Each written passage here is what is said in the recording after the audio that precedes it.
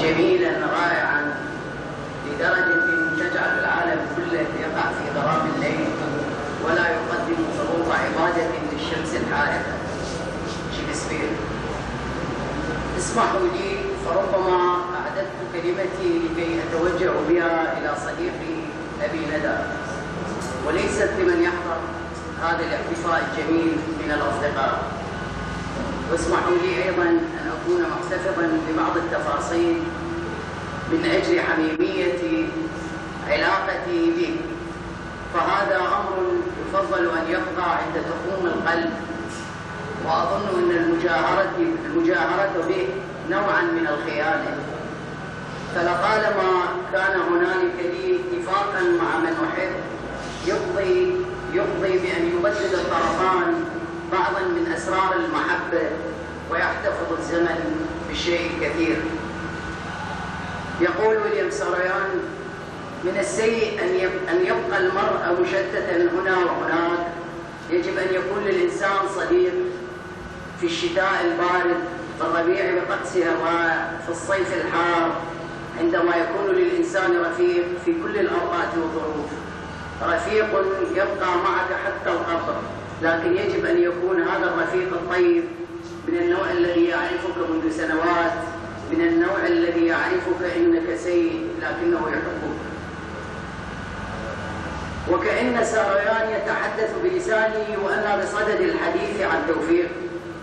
فهذا الرجل لم يكن مفكرا، لم يكن قائدا وطنيا، لم يكن أيضا رمزا لنصنم، لكنه في الوقت نفسه كان كل ذلك.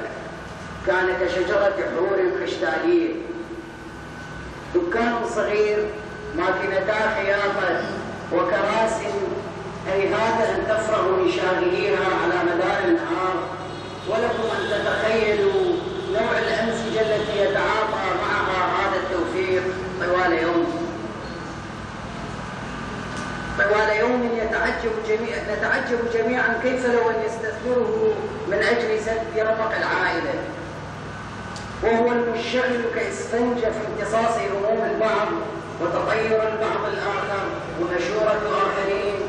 الحضور الكريم، ما قيل اليوم شهادة لا تقبل التأويل على أن توفيق ما زال حيا في ضمائر أحبتي، وربما في الضمير الجمعي لكل من يحمل موقفا شريفا من القطع، وإن مثل توفيق لا يموت بسهولة. لقد عاش الحياة كما يرغب، دافع عن جمال الإنسان والحياة بطيبة وبشجاعة أصيلتين دون تزييف، داعيا إلى عالم الحرية والنور والخير والجمال. سلبوه حياته لكنهم لم ينتزعوا منه شرفه وموقفه. توفيق وامثاله هم الذين حافظوا على الوجه الحقيقي الأصيل لشعبنا في وقت استحكم فيه الظلم والظلام أسوأ استحكام، ودفعوا ثمن بطولتهم الجماعية بسخاء لكن بأدب. لا نتحدث عن ذكريات، لا تقاومني روحي على تحويل توفيق إلى ذكرى.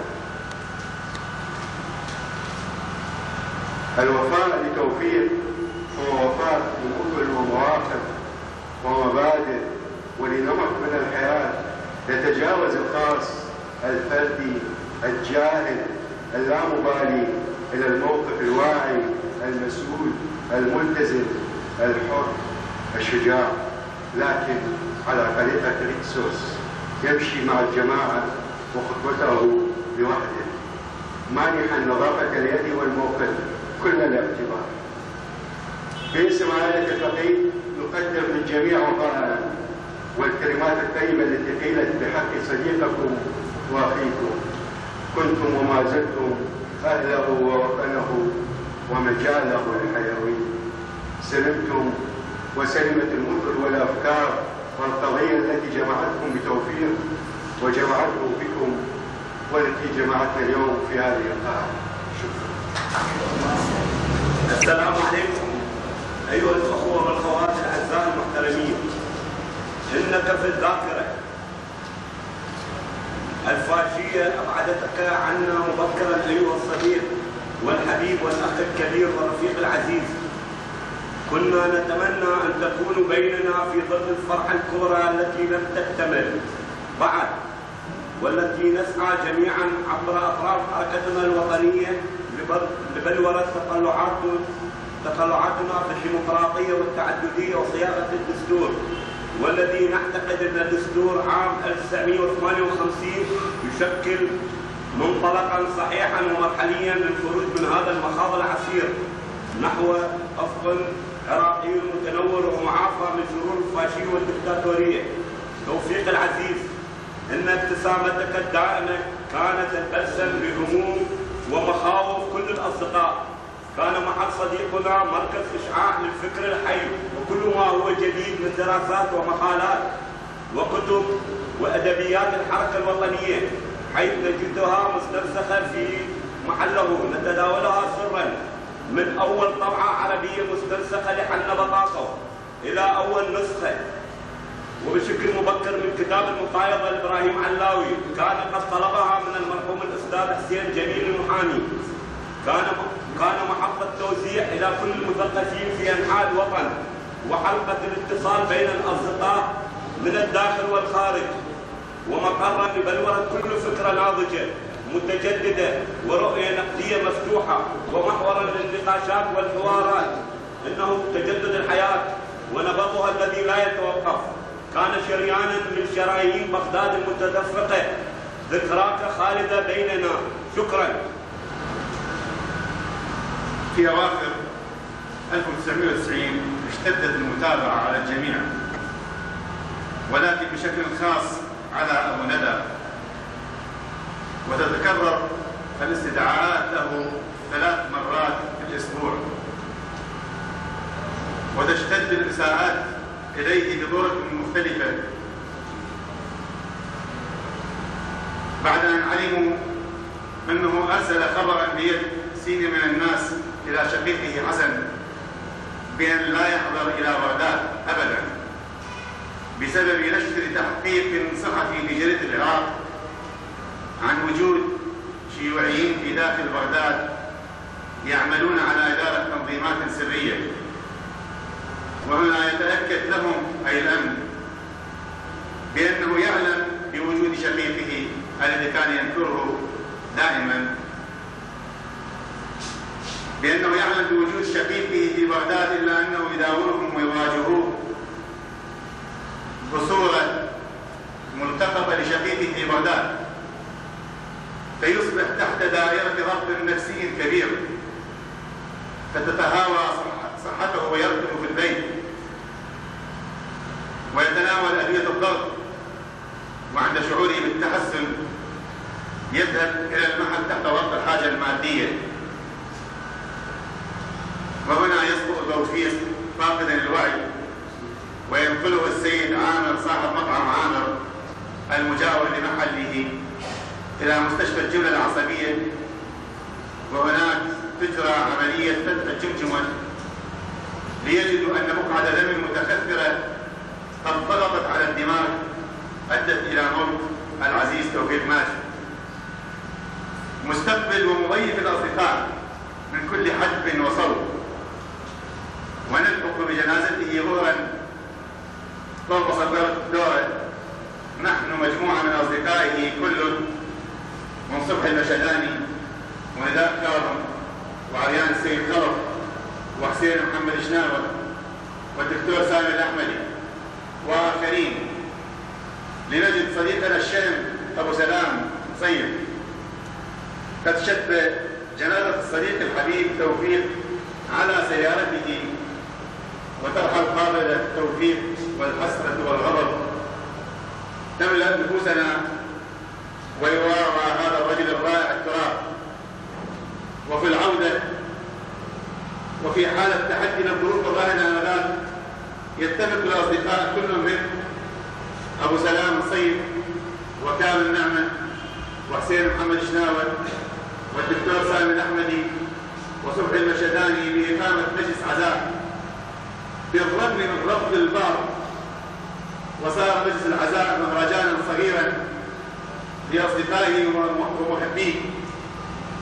واليوم وبعد مضي أكثر من 6 سنوات على رحيلك يا توفيق، نبشرك بزوال حقبة الظلام، بسقوط الطغاة وضلال الجلادين الذين أساموك وأساموا شعبنا مر العذاب.